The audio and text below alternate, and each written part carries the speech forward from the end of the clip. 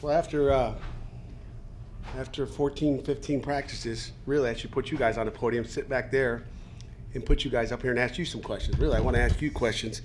But hey, what a beautiful day. We've been lucky 2 years in a row. The man upstairs taking care of us and giving us the weather we've got. As a head football coach, when you come out of a game like this, the biggest thing you want to do is really come out, healthy.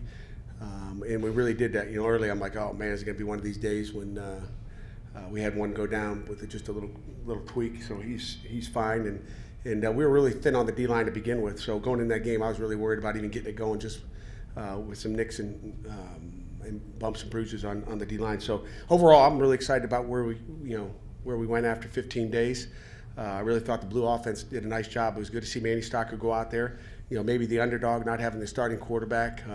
I think Matt Canada called the plays with the Blue. Tim Salem called the plays with the Gold team, and it was just fun to watch those guys go to work. I thought defensively there were some really good things. Start off, it was a defensive scrimmage, but really happy with what we had in the game plan offensively with what they did out there today, because you saw probably a vanilla offense. Really, and there's a lot more tweaks and stuff that we have in there, and there's some stuff that we added from last year's offense that really we kind of just shelved. So we held some things back, but you guys had an opportunity to at least see some of the guys and watch Elijah Zeiss fly around and make some plays, and it was good to see Jester Wee on offense. Show you guys what he showed us for the last 14 days. So to see him have nice 2 long catches, and Quadra Henderson, he finished up spring ball where he left off last season with his ability to make plays maybe out of nothing, and so overall happy with where it is, and we march forward into September 3rd against Villanova. Do you feel like the way you guys sort of used Quadri Henderson today, running the sweeps and running that kind of thing, is that sort of what you plan on doing with him this season? Yeah, him and Ra, which was what we did last year with Tyler Boyd, and all those different things that expect to have that same type of ability to move those receivers, and you think they're wide out, all of a sudden 6 steps really quickly, they're in the backfield and they're catching a fly sweep going that way, or maybe something else going the other way and naked off it. So there's no question there's going to be a lot of misdirection in the backfield. There's been a lot of talk about getting a 4-man pass rush this year rather than pressure. Yep. Were you getting anything from your 4-man today? I don't think we got a ton of 4-man pressure today. At one point, Tyreek says, "Coach, why you let him do that to us?" I said, "What, Tyreek?" He says, "No, tempo is like that when we only got 2 D tackles." And I was like, "It's all right, Tyreek. We're trying to get you in shape. We're trying to lose a few pounds, but when those guys are exhausted and you can't, there's no rotation. You can't keep anybody fresh. So those guys are exhausted out there at times. Not very often do we let a guy go in an 8 or 9 play drive when you weigh 342 pounds. There's really no rotation inside at all. So I don't think you're going to get a whole lot of 4-man pressure. But we expect to get more this year without a doubt. And but that's something that happens with getting a guy fresh. Scott had a pretty big day today. Do you envision him being more involved in the passing game, especially with JP gone?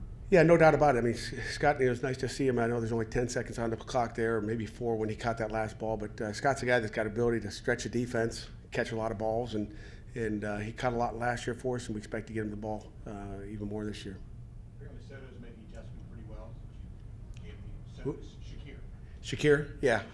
We'll see the tape. It's hard to see those inside guys, but Shakir, did a really, really good job in there, I think, and we'll see. He's made he's gained 27 pounds, and did a really nice job for us. Is it fair to say, given the reps today, that Manny has sort of established himself as the number 2 quarterback?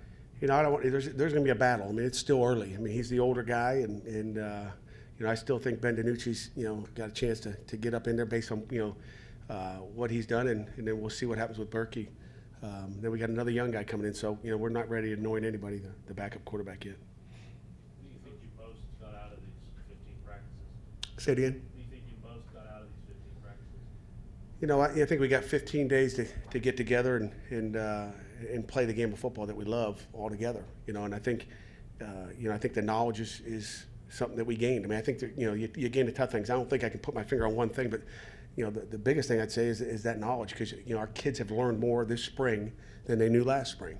I think they've got a whole new outlook on some of the things that we're doing. And sometimes you wake up and you look at that tape and go, gosh, I didn't know that. Why didn't I figure that out last fall or last spring?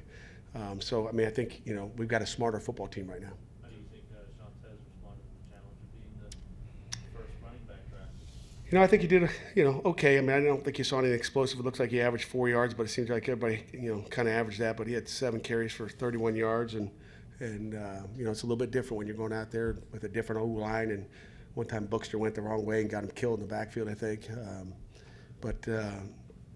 It's hard to say. But I think he did a good job. He didn't go, make a huge play. He didn't have a long gainer or a big catch, which he showed even on Thursday at practice. But that comes. Sometimes you get lucky, and sometimes you don't. Any clarity? What do these guys take out of having a guy like Tony Dorsett on the sidelines, a Hall of Famer that close to them? They loved it, and really, Tony and Matt both talked to our football team afterwards.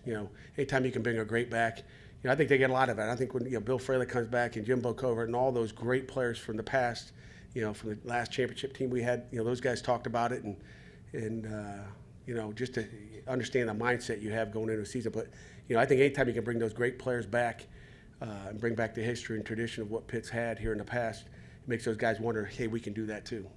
Any clarity at the star and cornerback after 15 practice? I think, Sean and Elijah have both done a nice job out there, and we'll see. I don't see the total stats here, but I do see Elijah with 8 assisted tackles or unassisted tackles there. So, he flies around, you see the speed on the field, and it's something we got to look at. It's hard to say. I might go say he's good, and then I'll go watch the tape and go, man, I can't believe he didn't do all the little things. You can't see all the little things unless you can rewind.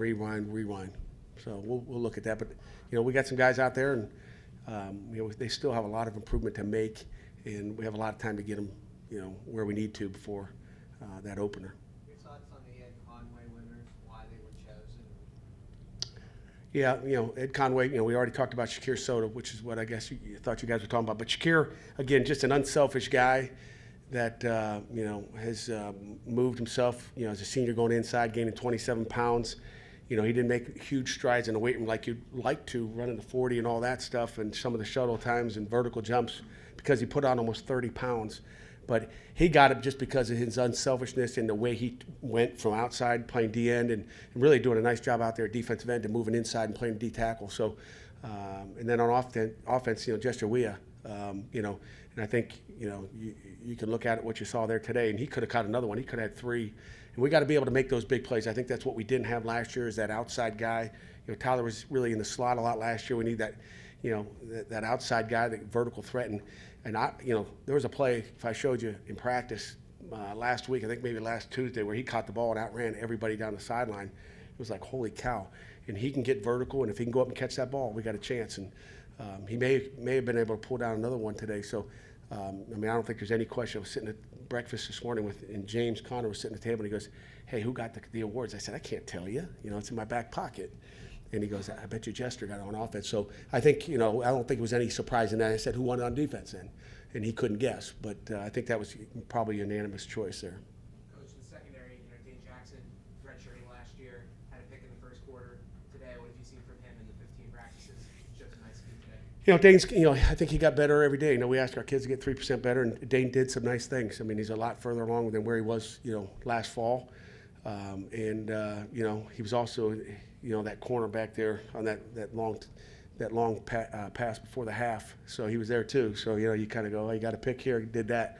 But he's a work in progress, and he's a great kid, works his tail off, and I think he's gotten better every day. Since his first scrimmage out here in Heinz Field, which wasn't a good one, to be able to walk off the field after 15 and have a pick in Heinz Field, I think he feels pretty good. Quan Davidson had a couple nice catches. What's he shown you this spring? He did. It would be interesting to see the tape and see where he's come. But he did have, he had some opportunities to make some plays, and he stepped up and caught some balls. So, he's shown a lot. He's a guy we really haven't probably talked about a bunch. He's still trying to learn the offense and get better in it, and we've moved him around quite a bit as far as where he's playing, and it was good to see him catch a couple balls out there today. Talked a lot about the importance of practicing here. Was your energy and attitude appropriate out here today? Yeah, no doubt about it. I think our kids came out with the right attitude today, and at the beginning of that second half, when we had a couple penalties, I wasn't real excited. But you know, we had two guys kind of lack of focus. But you know, that's about the only sign of you know, what are you guys doing out here today?